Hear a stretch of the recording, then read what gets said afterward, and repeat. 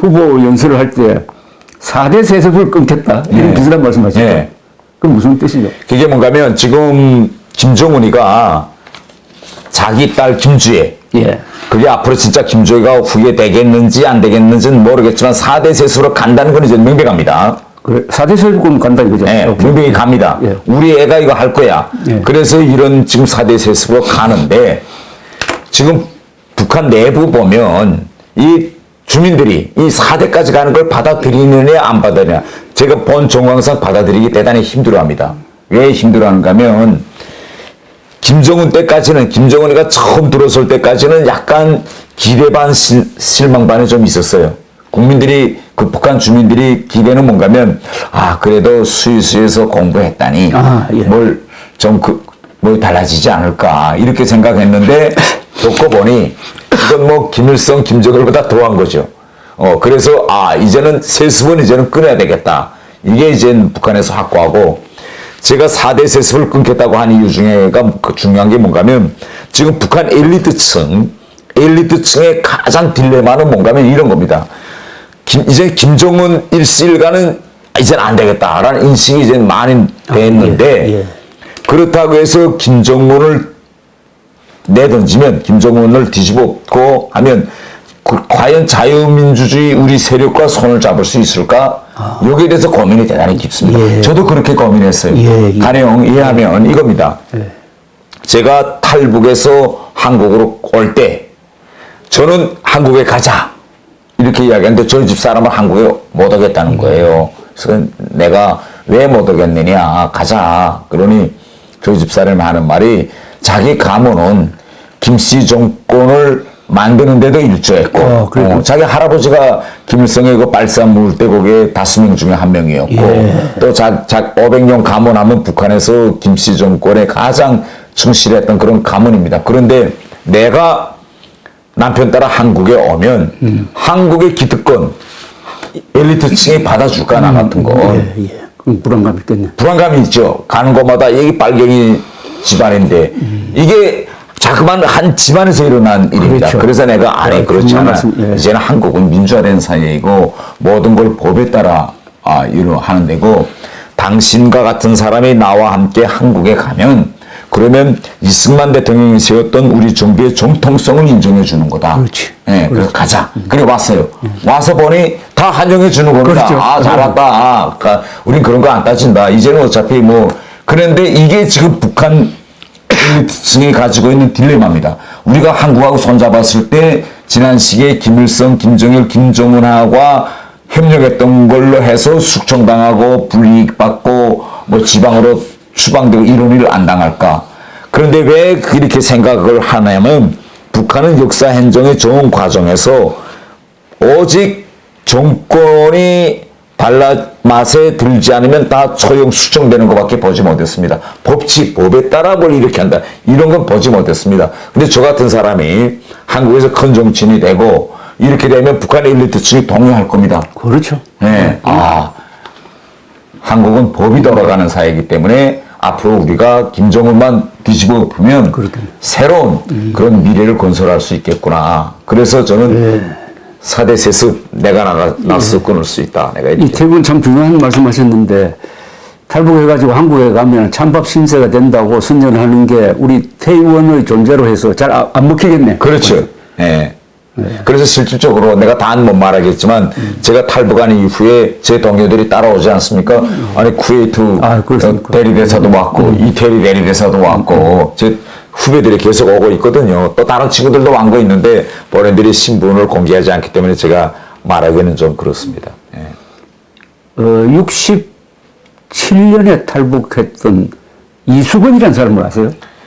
여기 와서 알았어요. 아, 그렇죠. 예. 뭐 이중간첩이었다. 그건 이중간첩 아니거든요. 실제로는 탈출했는데 우리 정보부에서 관리를 하면서 이 사람을 괴롭혔어요. 그러니까 못 견디고 제3국으로 가려다가 또 떨려왔어요. 그러니까 이건 막 간첩으로 몰아가지고 처형해버렸다. 그런데 다 이중간첩으로 알고 있더라고요. 아닙니다. 그럼 뭐 국가기관에서도 이중간첩 아닌 걸로 눈을 벗겼죠. 재심을 통해서. 재심을 통해서. 그러니까 우리 국민들이 상당히 다 이중간첩으로 알고 있는. 그러니까 뭐 첫 인상이 너무 강해가지고. 그래서 우리가 탈북자를 잘못 다뤘을 때 일어난 부작용이 이거라고. 그럼 내가 그 뒤에 우리 황장엽 선생한테 이야기 들었더니 이수건이가 이렇게 처형된 다음에 노무현 간부들에게 강의를 했답니다. 배신자의 말로는 이렇게 됐다. 예. 예. 그래서 고위직 있는 사람들이 탈북하기를 꺼려했다는 거예요. 그리고 이 김기회가 후계자가 될 수 없는 이유를 저는 첫째 여자이기 때문에 그 다음에 김기회가 후계자가 돼가지고 결혼해버리면은 김치 세습이 안 되잖아요. 혈통이 바뀌는 거죠. 바뀌는 거 이거 안 되는 거 아닙니까 나는 이게 저도 안 된다고 그렇게 생각합니다. 그런데 제가 이렇게 안 된다고 생각하는 이유 중에 하나는 뭔가면 김정일을 봤어요. 김정일. 예. 그러니까 김정일 때 자기 자식에게 후계를 넘겨주려고 했는데 공식 결혼한 부인한테서는 아들이 안 나왔어요. 그렇죠. 그래서 결국은 비공식 결혼, 불법 결혼이 지금 김정은의 생모가 아닙니까? 그 아들을 볼 때까지 한 겁니다. 예. 왜? 딸한테 넘겨주면 혈통이 바뀌니. 그러면 김정은도 결국은 자기가 후계자로 될 수 있었던 거는 김정일이 합법적으로 결혼했던 김용숙 한대에서 그렇죠. 아들이 없었기 때문에 결국은 자기 엄마가 발탁돼서 들어가서 아들을 낳은 거 아닙니까? 이걸 본 김정은이 지금처럼 김주의 자기 딸한테 할까요? 저는 아들을 볼 때까지 저는 끝장을 볼 지금 거라고 아들이 있다는 이야기 있는데 그 확인 안 됩니까? 저는 있다 없다가 지금 팩트 체크가 안 되는데요. 예. 국정원에서는 있는 것처럼 이야기하던데 예, 있을 겁니다. 뭐 2010년생이랑 하는데요. 그리고 북한이 저렇게 오래 가는 데 대해서 우리 국정원에서 오랫동안 대북 그 분석관을 했던 분의 말 중에 제가 귀에 싹 들어오는 게 있는데 북한에서는 평양 시민들도 3대 세습이다. 예. 그러니까 공동운명체다. 이렇게 이야기를 하던데 네. 그거 맞습니까? 그게 맞는 게 뭔가면 북한은 신분사회입니다. 예. 그렇죠. 그래서 신분사회. 예. 이게 21세기에 아직도 신분사회가 있다라고 하면 좀 받아들이기 힘든 일인데 이 신분사회를 어떻게 유지하는가 하면 북한에는 행정고시제가 없습니다. 예. 그래서 우리는 취업시장, 뭐 취업한다 이렇게 이야기하는데 북한에서는 배치한다고 이야기합니다. 대학을 졸업하고 어디 가서 일하는 거를 자기가 신청해서 그 직자를 얻는 게 아니라 당에서 넌 여기 가서 일해라고 찍어준다. 찍어주는 거죠. 그런데 이런 겁니다. 북한은 어떤 계층에서 태어났는가. 그러니까 혈통이 중시한데 여기에 따라서 제일 먼저 주거가 결정됩니다. 어디서 사느냐. 그래서 핵심 계층은 평양에서 살죠. 그 다음에 두 번째는 혈통에 따라서 교육이 결정됩니다. 어떤 교육까지 받을 수 있느냐. 가령 핵심 계층에 들어가지 못하면 군 장교라든지 뭐 우리로 말하면 국정원과 같은 경찰 뭐 그다음에 비밀 그런 당 저같이 외교관 직 이런 데는 절대 들어도 못 가거나 그런 학문을 배울 수도 없게 이렇게 해서 우리 2조 조선 때 양반 계급들한테 그런 특성과 특권을 준 것처럼 북한 주민의 10 내지 15% 정도는 핵심 계층으로 분류해놓고 그들만이 누릴 수 있는 그런 특권을 계속 줘서 그것도 역시 세습하게 만들어 놓는 거죠. 자, 그런데 지금 전당대회가 진행 중인데 이 전당대회를 통해서 아마 태희원께서는 국민의힘에 대해서 더 많은 걸 또 아시게 됐을 거라고 생각하는데 요사이 전당대회 이렇게 당대표 선거, 최고위원 선거 유세하는 걸 들어보니까 그 다루는 주제가 뭐 어느 지역 가면 거기 그 민원 해결하려는 그런 수준의 이야기만 하고 있더라고요. 좀 큰 이야기가 없어요. 그러니까 최고 당대표 하면은 좀 고차원적인 주제가 나와야 되는데 그런 거 못 느끼셨어요?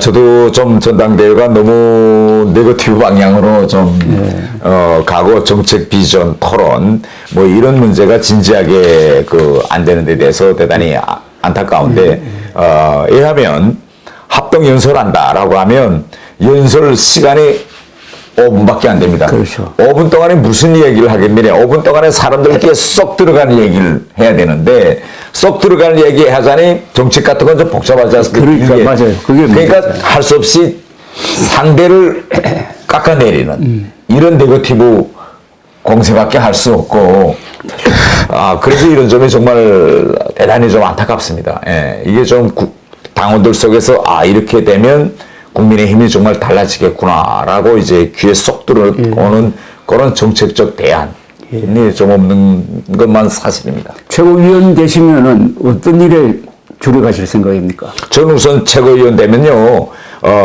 일단 이 왜곡된 이 역사 전쟁, 이거 내가 바로 잡는데 손대에 서겠습니다. 그래서 오늘도 내가 이거 3.1절 기념식 같은 거, 이런 거 이거 똑바로 해야 되겠다. 4.3 사건 같은 거 이거 바로 해야 돼. 그리고 우리가 역사 전쟁에서 이승만 대통령을 격화시키면 그게 서서히 김일성 추앙으로 이어집니다. 그렇죠. 이런 문제점을 제가 계속 바로 제기해서 왜곡된 이 역사 이거 흐름을 바로 해놓고, 두 번째는 지금 우리 국민들이 잘 모르는 게 내년 1월 1일부터 이 나라에서 간첩을 잡는 국정원 대공수사권이 폐지됩니다. 그렇죠. 예. 근데 이걸 누구도 정치인들이 떠드는 사람이 없어요. 제가 나가서 이걸 떠들어가지고 윤석열 대통령이 내년 1월부터 국정원 대공수사권 폐지하는 거 제가 멈추게 하겠습니다.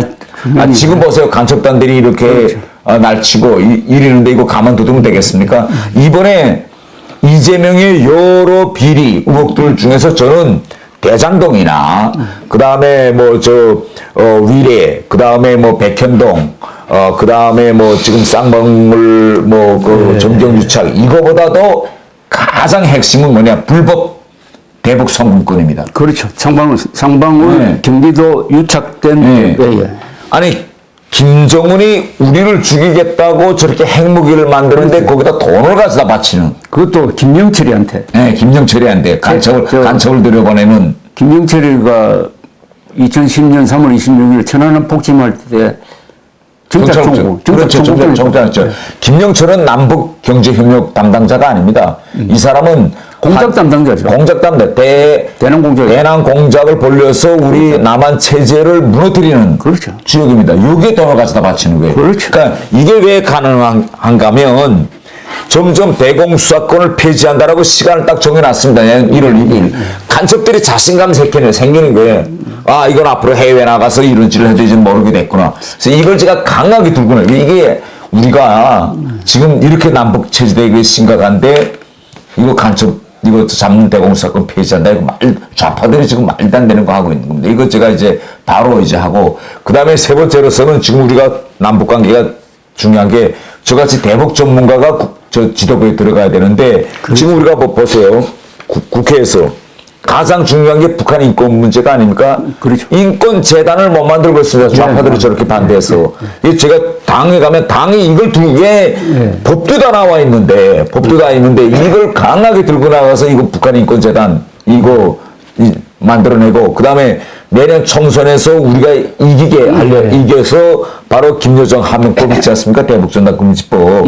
이것도 저는 폐기시키고, 그래서 우리 국민들, 우리 젊은이들이 좀 마음 놓고 안정적으로 저 좌파들에 의해서 농락당하지 않는 그런 문화를 제가 좀 만들려고 합니다.